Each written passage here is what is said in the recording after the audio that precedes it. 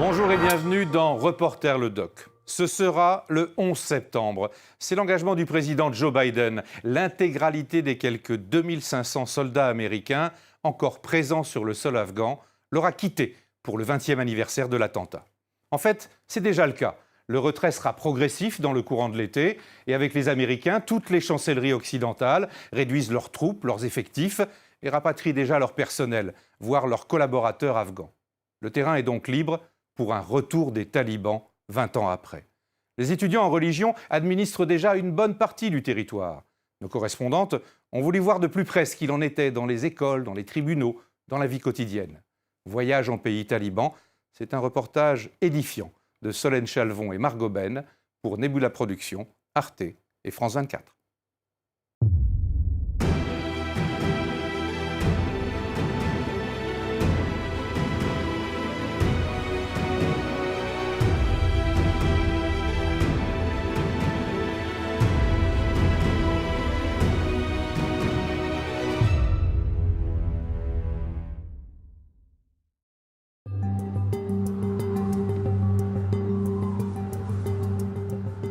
Province d'Herat, dans l'ouest de l'Afghanistan. Nous dépassons la dernière base de l'armée afghane, un camp retranché dont les soldats ne sortent presque jamais. Au-delà s'étend un no man's land que se disputent différents groupes armés. Après des mois de négociations, des hauts commandants talibans nous ont donné rendez-vous quelque part sur cette piste isolée. À nos côtés, un traducteur et une escorte armée.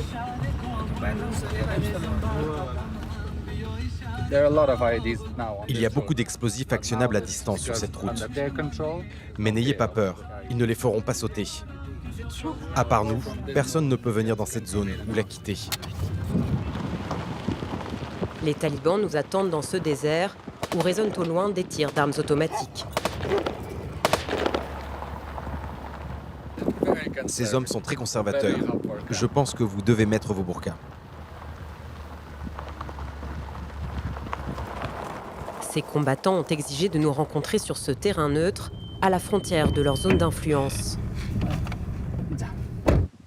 Pour l'occasion, ils ont planté le drapeau taliban.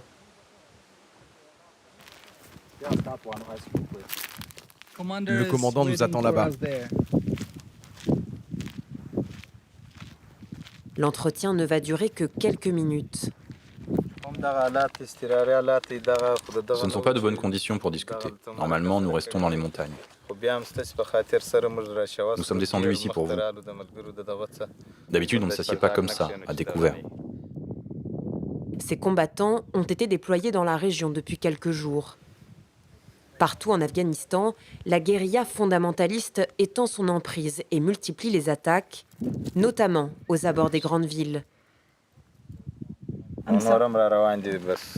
Nous attendons encore beaucoup de renforts. 2 autres unités nous ont rejoints hier. Nous encerclons la province d'Herat et attendons les ordres. Si nous recevons l'ordre de capturer la ville, alors nous la prendrons.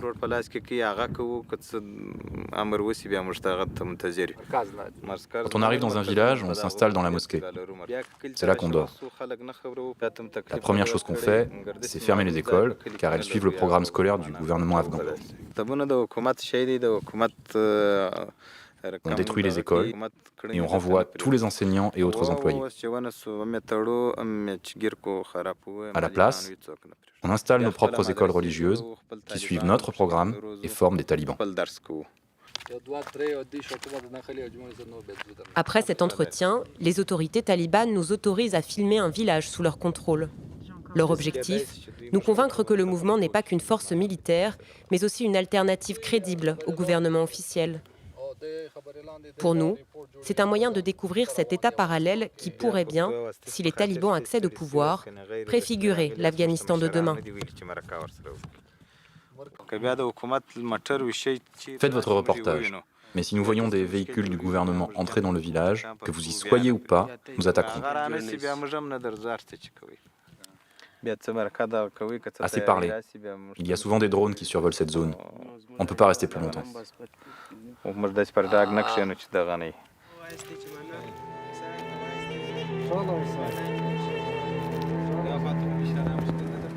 Partout, les combats font rage entre les soldats afghans et les talibans, évincés du pouvoir il y a 20 ans par une coalition militaire menée par les États-Unis. Mais la guérilla fondamentaliste gagne du terrain. Et alors que les forces internationales se retirent définitivement, l'armée afghane, exsangue, n'est pas en mesure de contenir leur avancée.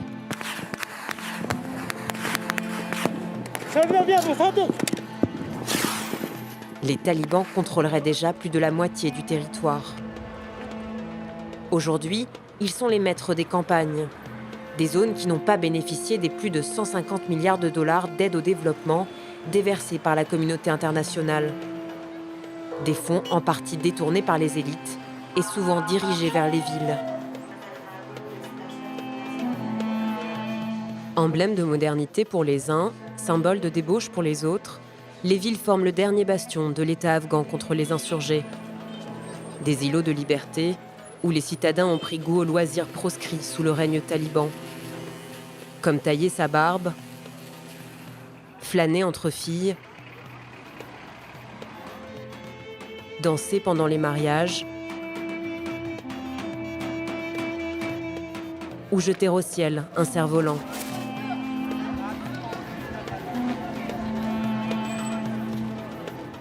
Autant de liberté que les rebelles, qui sont aux portes des métropoles, pourraient faire disparaître à nouveau. Si les négociations en cours avec le gouvernement aboutissent à un partage du pouvoir, les talibans pourraient atteindre leur but, réinstaller à travers le pays un régime islamiste ultra-conservateur.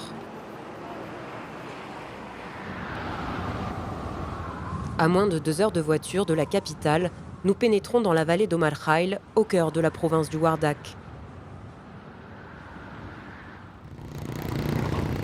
Sur la route, des combattants nous escortent à moto. Chargés d'assurer notre sécurité, ils vont nous surveiller pendant l'intégralité du tournage. Dans le village, nous sommes accueillis par le patriarche Najibullah Siddiqui, une figure respectée de la région.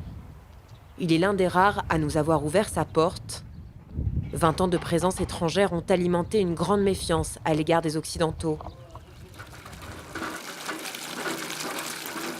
Comme tous les matins, sa fille Zainab, 10 ans, s'affaire au puits. La maison n'a pas d'eau courante.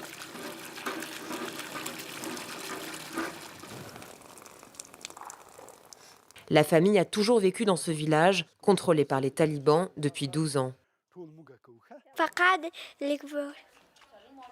Les matins, je prends de l'eau et jette dans la maison. Et après, je vais à l'école.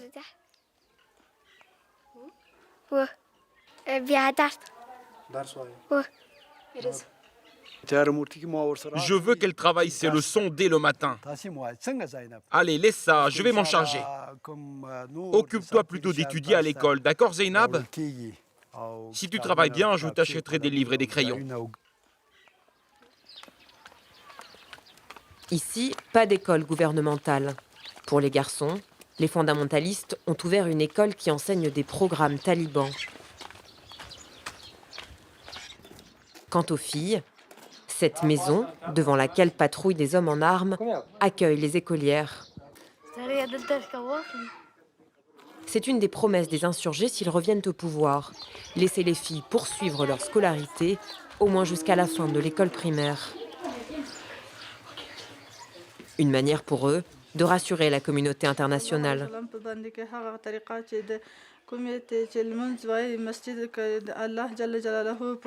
À Omar Khail, c'est une habitante du village qui fait la classe. Face à la caméra, l'institutrice doit cacher son visage. Elle traduit le Coran de l'arabe vers le pachto, la langue parlée dans le Wardak. Dans le Coran, il y a de très nombreux mots pour décrire Dieu, pour dire comme il est puissant. On fait la prière à la maison, dans la rue, partout. La religion est la matière principale pour cette classe unique, qui accueille des filles de tous les âges. En combien d'années le Saint-Coran a-t-il été révélé ici sur Terre? En 23 ans, Et à qui a-t-il été envoyé? au saint prophète Mahomet, Et qui a amené le Coran au prophète? Gabriel, que la paix soit sur lui.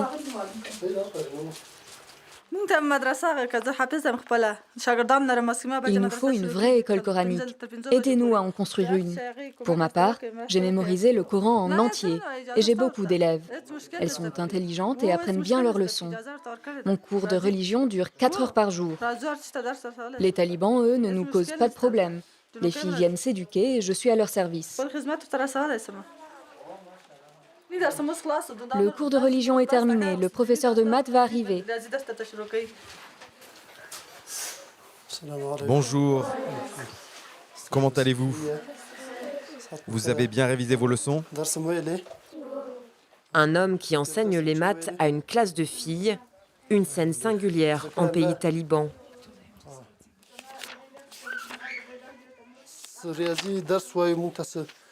Bien. Je vais écrire des opérations au tableau et une par une, vous les résoudrez.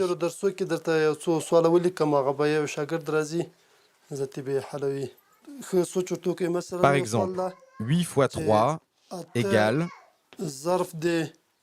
On peut trouver la solution avec cette méthode.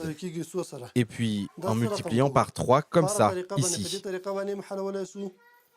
12 fois 5 est égal à... On va utiliser les deux méthodes. On va multiplier par 5 et par 2. Vous comprenez? Il y a beaucoup d'idées fausses au sujet des talibans. Ils autorisent tous les élèves, garçons et filles, à étudier, car cela bénéficie aux générations futures. Jusqu'ici, nos enfants ont été privés d'éducation à cause de la guerre.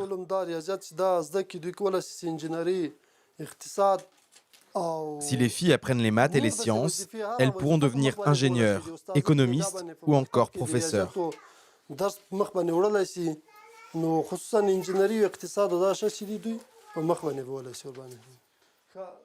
Un discours en apparence libéral. Dans les faits, peu de chances que ces fillettes aillent un jour à l'université. Près de 80% des Afghanes sont analphabètes. En territoire taliban, les rares femmes diplômées viennent souvent des grandes villes et sont employées dans les centres de santé. Comme ici, à la clinique d'Omar Khail, derrière ce rideau, l'espace réservé aux patientes. Le mouvement fondamentaliste a légèrement desserré son étau sur la question de la santé féminine. Tu es malade, viens, assieds-toi.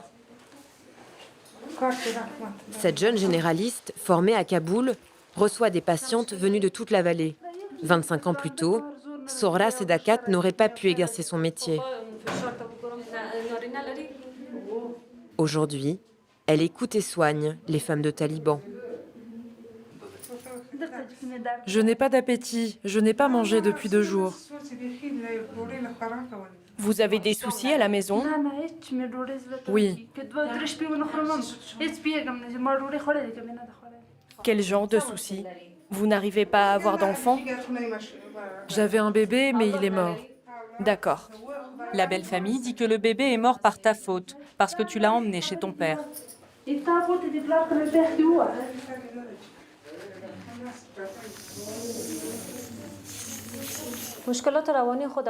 Toutes les femmes afghanes ont des problèmes psychologiques, pas seulement ici.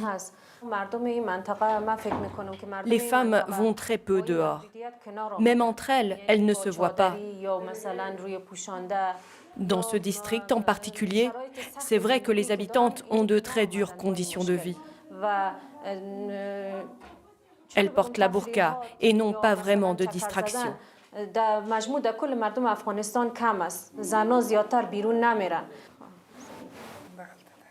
Tu as mal? Oui. C'est ici que tu as mal? Oui, j'ai mal jusqu'ici. Sohra Sedakat est l'une des rares femmes médecins à faire l'aller-retour depuis la capitale. Sur la route, ni l'armée afghane ni les talibans ne l'arrêtent. Depuis des années, il existe une coopération tacite entre les deux ennemis pour faciliter les transports médicaux.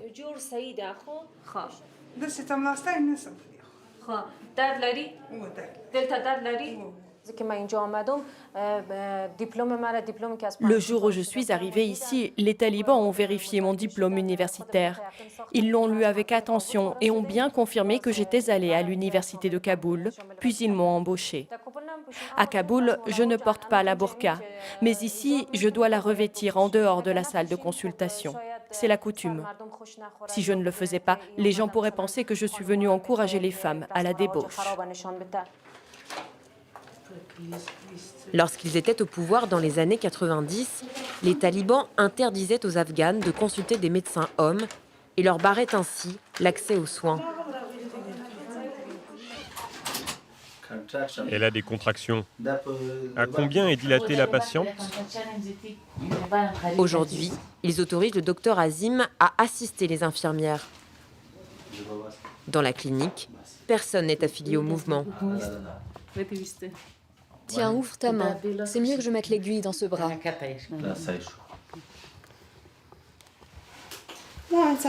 Quel âge avez-vous? Je ne sais pas, j'ai été mariée très jeune. Et vous en êtes à votre 9e mois de grossesse? C'est la fin de ma grossesse. Très bien. La patiente va accoucher et les femmes m'ont demandé de quitter la pièce.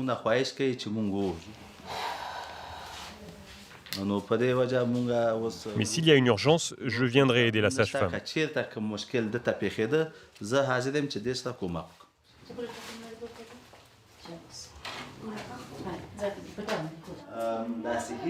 Dites aux autres femmes de votre village de se rendre à l'hôpital pour accoucher. Mais les femmes préfèrent rester chez elles? Oui, je sais, mais ce n'est pas bien. Quand vous verrez vos proches, donnez-leur l'adresse de l'hôpital et dites-leur toutes les bonnes choses que font les médecins qui y travaillent. Le bébé va bien, c'est une petite fille.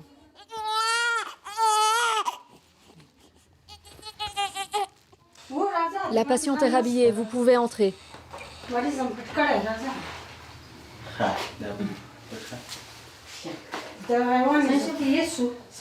Comment allez-vous? Ça va. Vérifiez à nouveau sa tension artérielle.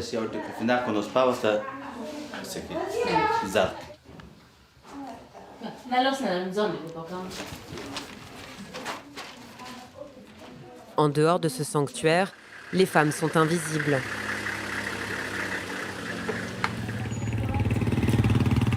Le marché d'Omar Khail borde la clinique. C'est le poumon économique du village. Un monde d'hommes où les talibans sont omniprésents. Soumis à une vigilance constante, tous les civils que nous rencontrons chantent leurs louanges, comme nous allons le voir en suivant Zainab et son père. Bonjour, je voudrais acheter un cahier pour enfants et des crayons. Oui, j'ai des stylos ici. Zainab, qu'est-ce que tu veux? Un livre. Et des stylos?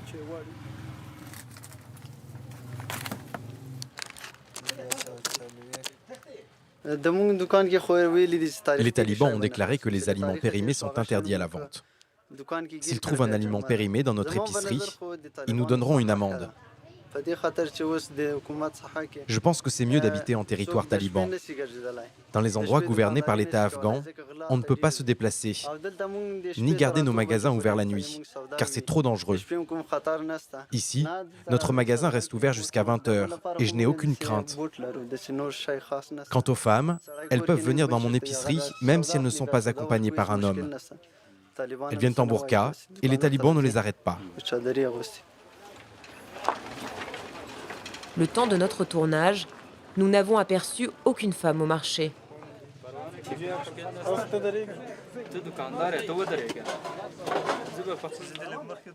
Avant, on ne pouvait pas acheminer nos stocks depuis la ville à cause de l'insécurité. Il fallait utiliser des chemins détournés. Maintenant, tout est calme.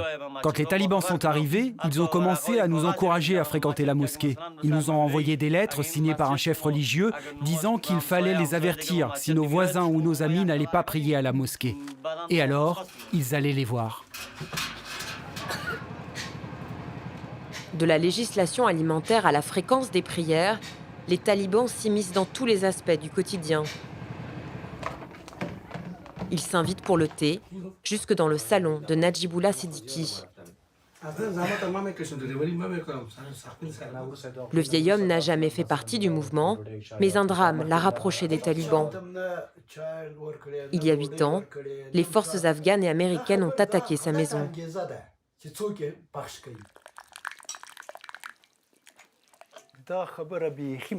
Avant, je n'invitais pas les talibans à prendre le thé chez moi. Je ne me préoccupais pas de la guerre, je n'étais pas partisan. Nous, les civils, nous voulions juste étudier, éduquer nos enfants, gagner notre pain. Puis les soldats américains et ceux du gouvernement afghan ont montré leur barbarie. Ils ont semé la terreur ici, sous prétexte de combattre les talibans. Les attaques venaient du ciel, c'était des bombes? Oui, des bombes. Et aussi, ils ont fait irruption chez nous. Ils ont cassé la porte et tout le mobilier. Ils étaient si cruels. Ils ont battu les enfants dans leur sommeil. Nous avons perdu 5 membres de notre famille. Tous étaient des enfants ou des étudiants. Les talibans, eux, sont nés ici. Nous les connaissons tous. Ils vivent dans nos maisons, dans nos villages, nos communautés. Et de leur part, nous n'avons subi aucune injustice. Les forces gouvernementales, appuyées par l'armée américaine, sont accusées d'être responsables d'un tiers des victimes civiles du conflit. Comme pour le père de Zainab, ces bavures nourrissent un ressentiment dans lequel puisent les talibans. L'Afghanistan est un pays essentiellement rural. Les projets de développement financés par la communauté internationale n'ont pas atteint les campagnes, pauvres et très conservatrices. Le verger de Mohamed Wardaki souffre de la sécheresse chaque année.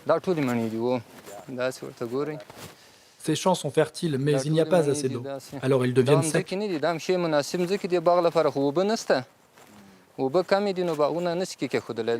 Aucun travail de modernisation n'a pu être fait ici. Aucun réservoir n'a été construit à cause de la guerre. Là, ce sont des abricotiers. Bientôt, ils donneront des fruits. Les pommiers n'ont pas encore fleuri.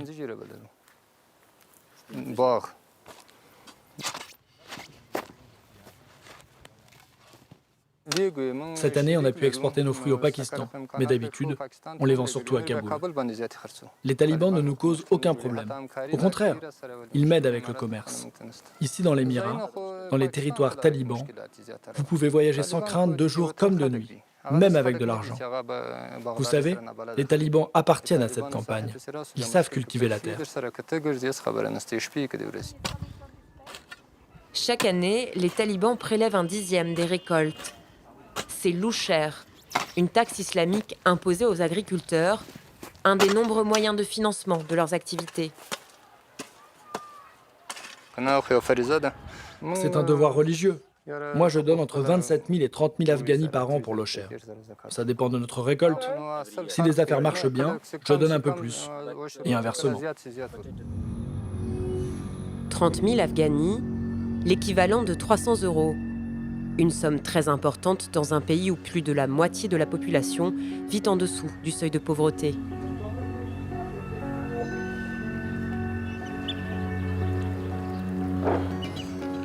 Le montant de l'impôt, comme toutes les lois islamiques, est édicté dans cette mosquée.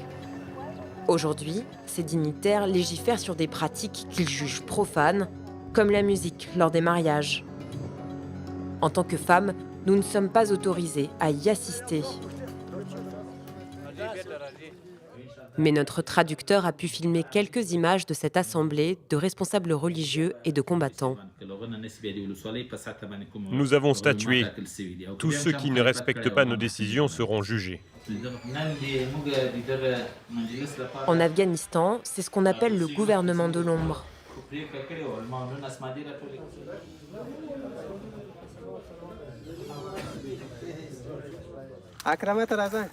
Allez, toi et toi, suivez-moi.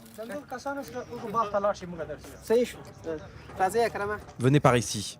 Maolawi Sabir est le gouverneur taliban du district, l'un des cadres de cet État parallèle très hiérarchisé.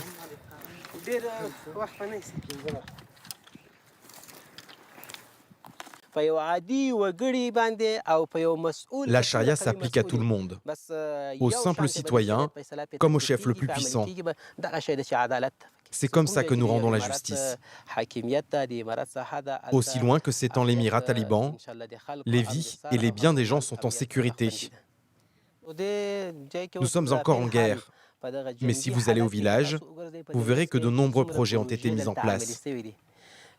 Nous avons des écoles, des programmes agricoles ou des entrepôts pour stocker au frais les fruits et les légumes. Quand on n'aura plus aucune raison de se battre, alors la guerre finira et nous développerons ce pays dans tous les domaines.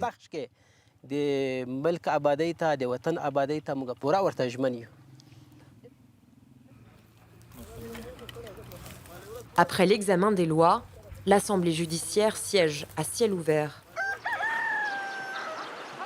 Dans les zones qu'ils contrôlent, les talibans ont mis en place des cours de justice locales qui tranchent rapidement sur les affaires courantes. La justice gouvernementale, elle, est perçue comme lente et corrompue, malgré les milliards de dollars dépensés par la communauté internationale pour son fonctionnement. C'est ce qui explique, en partie, la popularité des tribunaux talibans.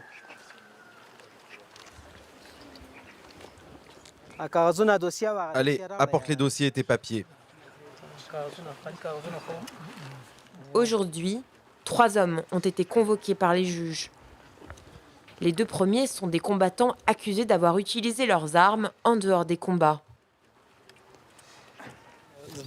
Alors, pourquoi tu as tiré? Je ne savais pas que c'était interdit. Parle plus fort. Tu as tiré? Mais pourquoi? C'était pour célébrer un mariage? Oui, c'était pour un mariage. En faisant ça, tu as violé les règles de l'émirat, on est d'accord? Je n'avais aucune idée de ces règles. J'étais nouveau dans la région et je n'étais pas informé de ça. D'accord. Mais nous avions diffusé des lettres officielles à tous les chefs de village. La commission a décidé de te punir et de te désarmer parce que tu as troublé l'ordre public. Tirer en l'air est interdit. Cela effraie nos habitants. Donc c'est ainsi, tu es puni et donc désarmé. Tu es d'accord avec cela? Tu reconnais ta faute? Je le reconnais. Et toi? Pourquoi tu as tiré? Parce que mon ami est revenu du front. Donc tu as tiré pour célébrer son arrivée? Oui. Ne savais-tu pas qu'il est interdit de tirer en l'air? Oui, j'étais au courant. Je suis désolé pour cet acte. Je ne le répéterai plus à l'avenir. D'accord, mais il a été décidé de te désarmer jusqu'à nouvel ordre. Allez, vous, venez ici. Le 3e aurait dépensé trop d'argent pour le mariage de son fils. Un excès contraire à la loi talibane. Quel est votre nom? Mon nom est Hadji Pachamir. Savez-vous pourquoi vous êtes appelé devant cette commission? Mon fils est un combattant taliban et je célébrais ses fiançailles. D'accord, ton fils est un taliban, mais pas toi. Oui, mais je célébrais le mariage de mon fils qui est un taliban. Être taliban ne lui donne pas de droit en plus. Au contraire, il s'expose à des punitions encore plus sévères. Quelqu'un comme moi doit être puni plus sévèrement encore que les autres. Car les talibans ont pour mission de faire le djihad pour l'amour d'Allah.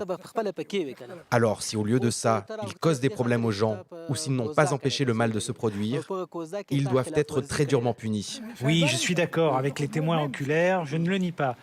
Mais nous n'avions que 6 invités.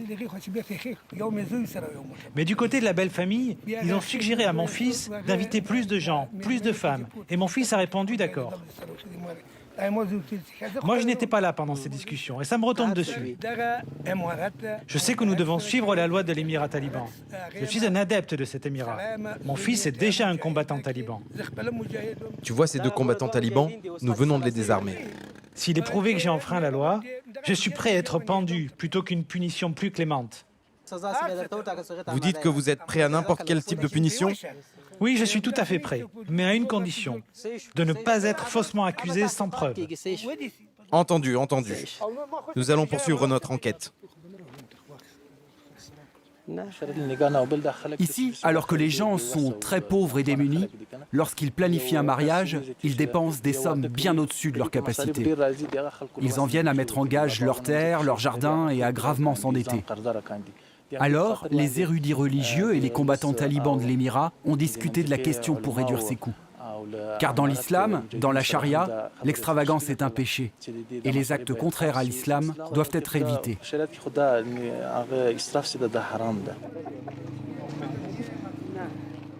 Cette justice se veut équitable pour les hommes. Quant aux femmes, les talibans continuent d'en faire les premières victimes de leur cruauté.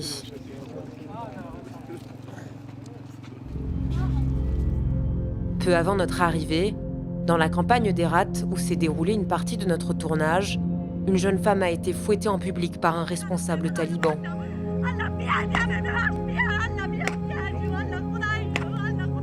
Elle a été jugée coupable du crime d'indécence après avoir discuté au téléphone avec un garçon. Si cette femme avait été mariée, pour ce crime, elle risquait la lapidation.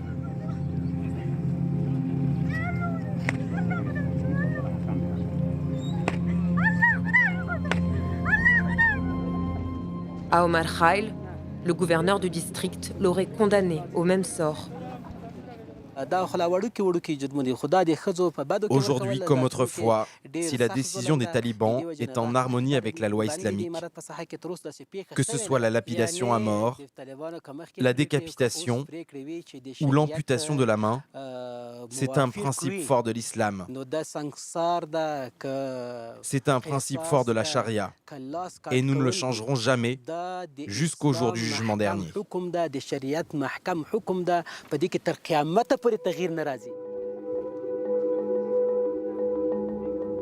Nous quittons l'atmosphère oppressante du village avec un sentiment trouble. Celui d'avoir rencontré une nouvelle génération de talibans à la tête d'institutions presque fonctionnelles, mais où la barbarie n'a pas disparu.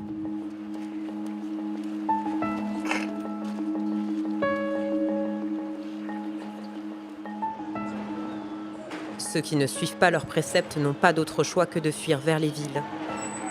Pour de nombreuses femmes, les plus émancipées, c'est même une question de survie. La famille Khalili a ainsi trouvé refuge dans un quartier tranquille de la ville d'Herat. Masouda, la mère, dirigeait une école pour filles à Rorian, un district rural conquis par les talibans il y a 2 mois.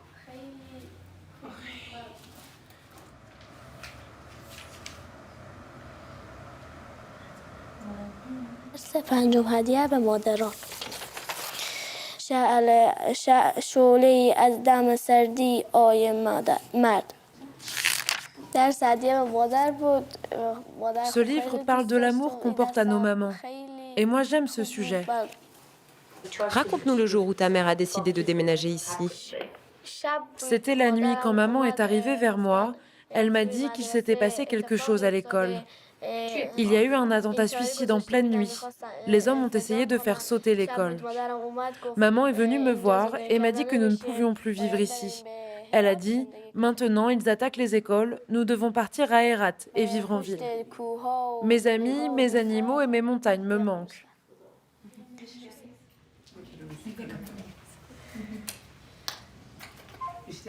Depuis qu'elle s'est exilée en ville, Masouda reste en lien avec ses anciennes voisines. D'autres femmes de Rorian qui, comme elle, ont pris la fuite à l'arrivée des talibans.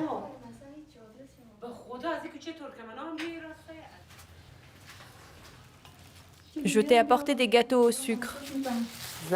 C'est si gentil de ta part. Laisse-moi t'apporter une assiette. Sohaila Abzadeh est l'une d'elles. La jeune veuve confectionnait des pâtisseries au village pour faire vivre sa famille.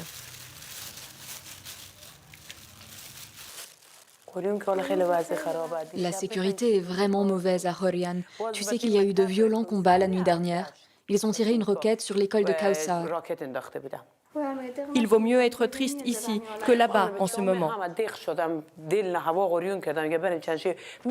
Mes fils restés à Horian me manquent. J'ai été professeure pendant 19 ans là-bas et depuis 2 ans, j'étais la directrice de l'école. Toutes les filles du village étaient mes élèves. Certaines sont même devenues médecins. J'ai dû partir parce que j'ai reçu des menaces, parce que je travaillais pour une école publique. La veille de notre départ, il y a eu des combats très violents. Mon mari a dit qu'on ne pouvait pas rester, que si l'on ne nous tuait pas aujourd'hui, on nous tuerait demain.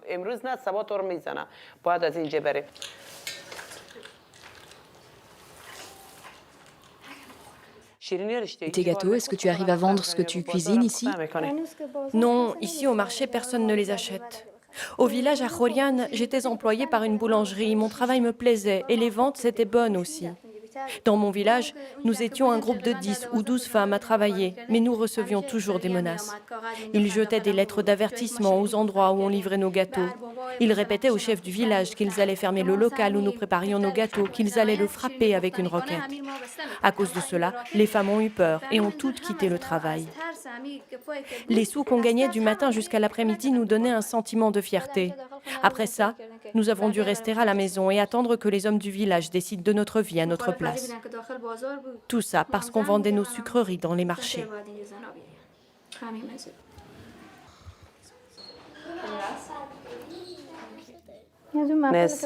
J'ai les photos de mon anniversaire. Ah, montre-moi sur ton téléphone. Cette vie est derrière nous. Nos maisons sont derrière nous et nous sommes ici.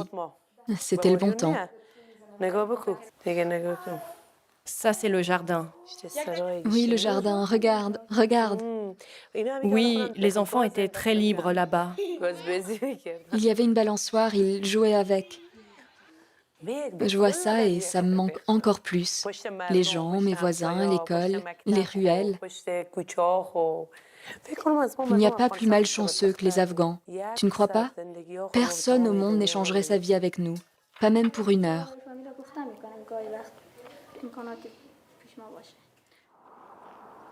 Depuis 40 ans, à la ville comme à la campagne, les Afghans pleurent leur mort.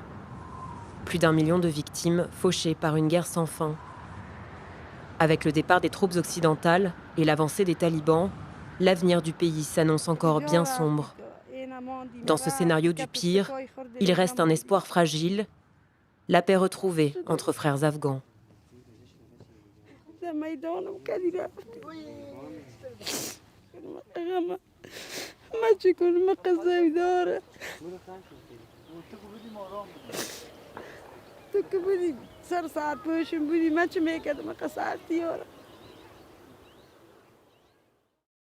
Merci d'avoir suivi nos très courageuses correspondantes en Afghanistan et à très vite pour un nouveau numéro de Reporter le Doc.